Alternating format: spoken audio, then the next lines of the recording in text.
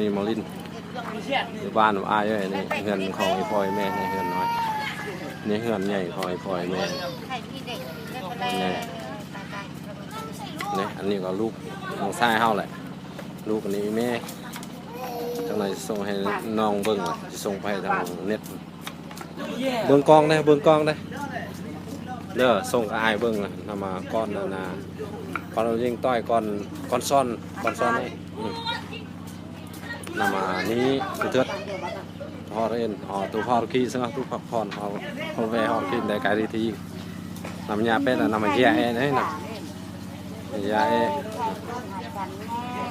ยากันไปยากันยาเลยcòn phạc còn thon nằm ở nghe ít là nằm chơi tàn chắc đây nhà chơi e cô lồng cao lên suy nghe đấy nằm ở gió mừng cái sông nằm ở tàn chắc này đấy